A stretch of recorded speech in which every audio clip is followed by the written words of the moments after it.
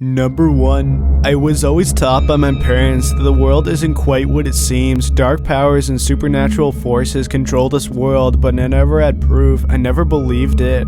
They drilled it into my head that the world was an illusion, and there were things I couldn't imagine out there. I never listened. I wish I had before it was too late. One day, many years ago, I went to bed like every other night. My parents meditated and performed rituals before they slept. I tried to ignore the rhythmic sounds I heard coming from their room. They told me it was crucial to living a happy, healthy life. I'm not sure what went wrong this night, but boy, did it go wrong. I was in bed, almost asleep, vivid dreams overtaking my brain when I heard a screech louder than anything I've ever heard before. It was like a dying animal. I awoke from my slumber and ran to my parents' room, hoping to find some comfort in their arms, scared that some wild animal had broken into our house. The neighbors heard my screams. The police came. Obviously, I couldn't have done this to my parents. 15 years later, it was still an unsolved case. I live a semi-normal life. I tried to ignore the memories and the feelings from my past. After all, how could I accept it otherwise? I know what happened was otherworldly, but I deny it. I wouldn't be writing this if it hadn't come back to haunt me. Last night, I was in a deep slumber. I heard a voice. It called out to me, spoke my name, Michael. It called me again, louder this time. I awoke in the middle of the night, or the dream, to something calling my name. In the pitch black, I cowered in my bed, hoping I was going crazy. But no, it got louder and louder until it was right next to my face. Michael, it shouted. I hid under my sheets, still hoping it would go away. Come with me, and it will tell you what truly happened to your parents. I will tell you. Their weakness was the end of them. It spoke in a serpentine voice, not like any other I have heard before. It sounded like something I couldn't describe at the time. Somehow I understood the words coming from the darkness. I was more scared than I had ever been in my life, more so than when I found my parents, more so when I retold the story countless times to the media and my friends and peers. I slowly lifted the sheets from my face, hoping it was all just a dream. When I opened my eyes, I saw my father's eyes staring back into mine, and the darkness overcame my senses. I came to what seemed like an eternity later. None of my senses seemed to work. I stumbled into the darkness, seeking anything that would reassure me. There was nothing. My brain started racing. Was I dead? Had the world ended? Slowly my hearing returned, and I heard a low humming sound. I still could not see or feel or sense anything, but this humming sound, I followed it against my brain, screaming for me to run the other way. It was hypnotic. The sound drew me in. The closer I got to the sound, the colder I felt. My other senses slowly returned. When I could see, I looked around myself. In a dim blur, I saw thousands of ghostly figures slowly floating past me in a hole in the middle of a giant cavern that I found myself in, and I was just a few feet from the edge of the hole. I felt like I was being dragged in by some unseen force, pulled me into the darkness. I closed my eyes as I fell. I slowly got up from the ground that I had fallen, and I saw my dad, and he slowly came towards me. As he came towards me, his face turned into a demonic force I can't even explain to you guys. It was exactly like something you would find out of a horror film. He grabbed me by the neck and strangled me. Just then I woke up. I looked at the end of the bed, and what I could see was my dad's jacket. It freaked me the fuck out. I also noticed that I had marks on both of the sides of my neck where my dad had supposedly strangled me, or whatever the hell that thing was. And I didn't see my mother in the dream at all, and I didn't see any traces of her, but when I went into the bathroom, on the ground was her nightgown. It was ridiculous, and I had to go stay over my sister's because I was so scared. I told her the whole thing, but nobody believed me. Number 2. What it says on the tin, I'm posting my terrible experience with hotel stairwells in hopes that you'll never ever go down one by yourself. I know it sounds pretty weird and specific, but stay with me. Here's some important context. This occurred a number of years ago when I was 11. I was in a certain country in Asia over the summer in order to visit my family. Normally we stay in a hotel that is close to our family and friends for convenience, but for money's sake we chose a different, much cheaper hotel that year. The hotel company basically rented a few floors in a skyscraper that was designed to be a hotel/apartment hybrid, and then rented rooms from those floors to travelers.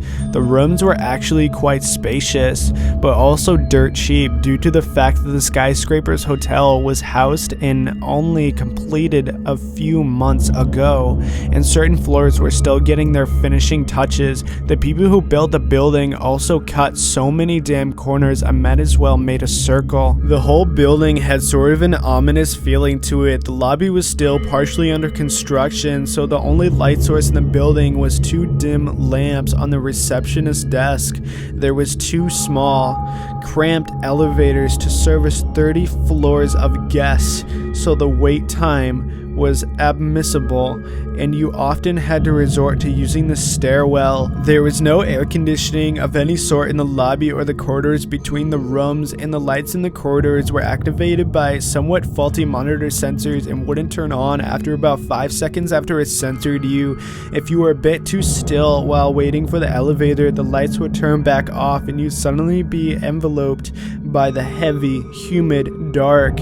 There was a small window in the bathroom, but if you slid it open, all you could see was another wall. Also, in certain Asian companies, the number 4 is pronounced similar to death. Superstitious regards, and the number as unlucky because of it is. The most hospitals replace the number 4 in the elevator panels in favor of 3A or just skipping over it altogether. Sometimes even the 14th floor is changed to 15A. Guess which floor we were on? Yeah, floor 15A. The morning when it happened, I was waiting for the elevator with my parents. We'd been waiting for at least 30 minutes or so. I remember being hungry and impatient to get downstairs already.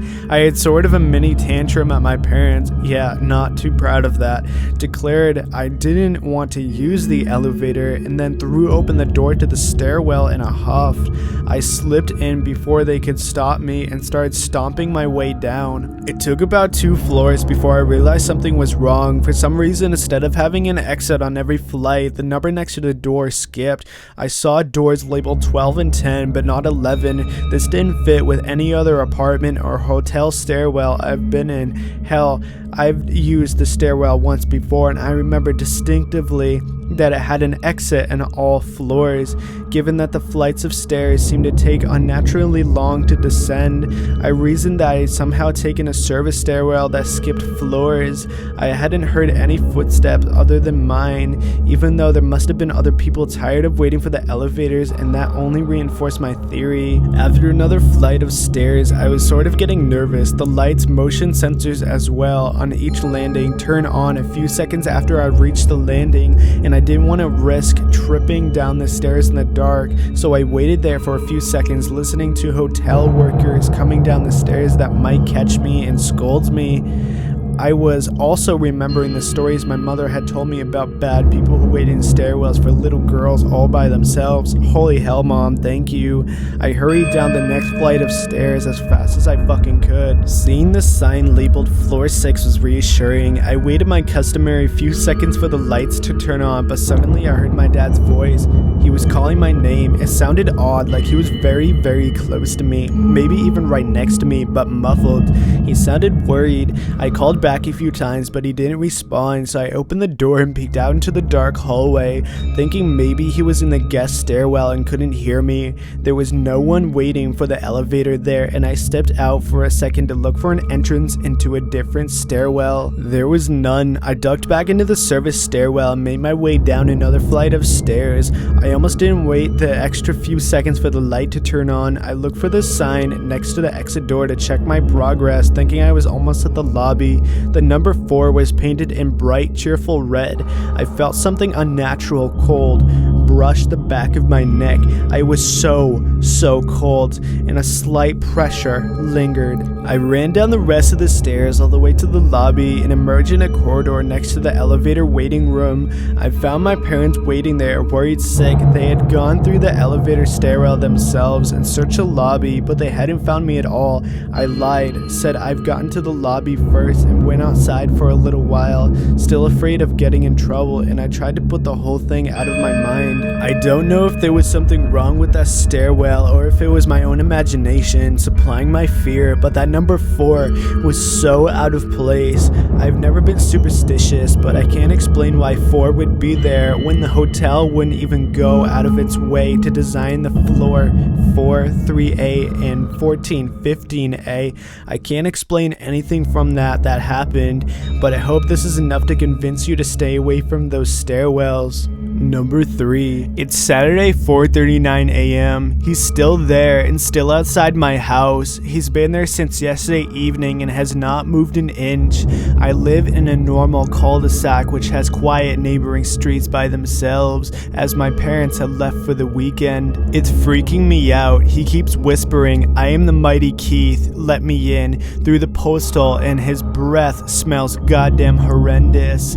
I don't even know who Keith is. I have never done anything harm to anyone or did something wrong to someone to stalk me. I am watching him through the window and he occasionally grunts and chuckles, followed by a scary wink, which is freaking me the hell out. I have locked all the doors and secured all windows and any openings. I don't want to open the door as he might pounce on me, which reminds me he is probably about 100 kilograms and about 30 years old. His hair, I don't know how to describe. It looks shiny as my torch reflects off his hair, as it also looks like he has greased it.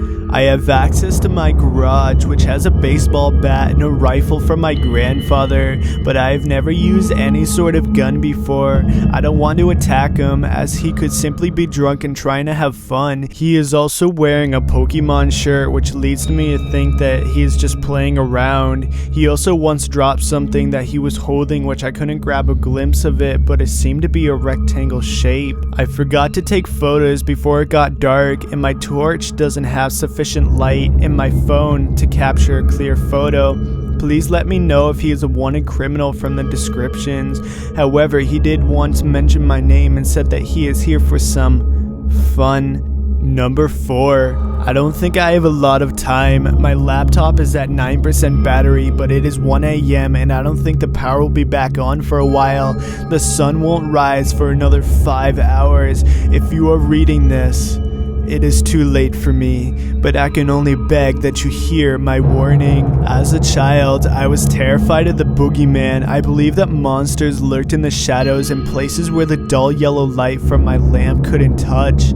I felt a small comfort in dark, where I reasoned shadows couldn't form. Since there was no light, I dared not to turn on the lights in fear that I wouldn't like what I saw.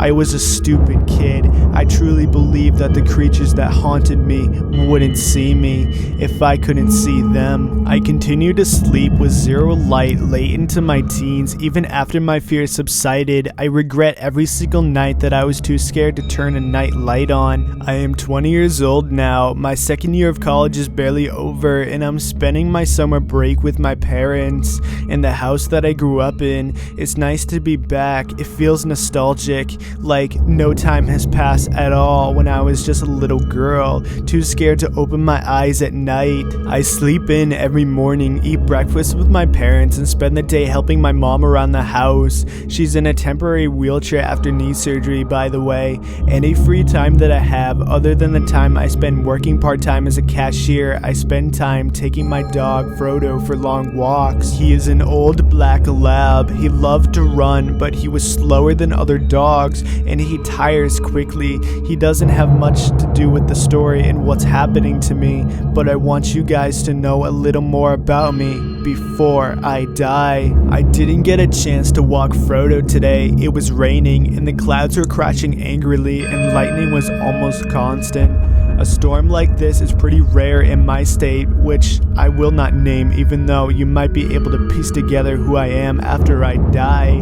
The power has been out for almost 8 hours. I was relying on the daylight to illuminate my room. Stupidly, I've been using my laptop the whole time. Even if I had known, I would have saved the battery. My laptop is at 8% now. I know I should turn the brightness down, but I'm petrified, just like I was when I was a child. But this time I dare not seek comfort in the darkness. That's how they find you. The boogeymen, or whatever you might call them. Everyone has one, a thing that stalks you, created especially for your torment. I don't know where they come from, but they start out far away from where you are born. It's not like how I pictured as a kid. They don't live under the bed, in the closet, or even the shadows. I don't think they live anywhere. All they do is seek. Slowly, they come for you. The thing is, they can only see you in the dark. I don't know exactly why. Maybe because the darkness shows who you really are. When we don't think anyone can see us, we act different, don't we? The expression in our faces, the way we move, the things we think. Sometimes we wear light like a mask. It's kind of ironic. I think that they sense that, and that's why they can only see us then.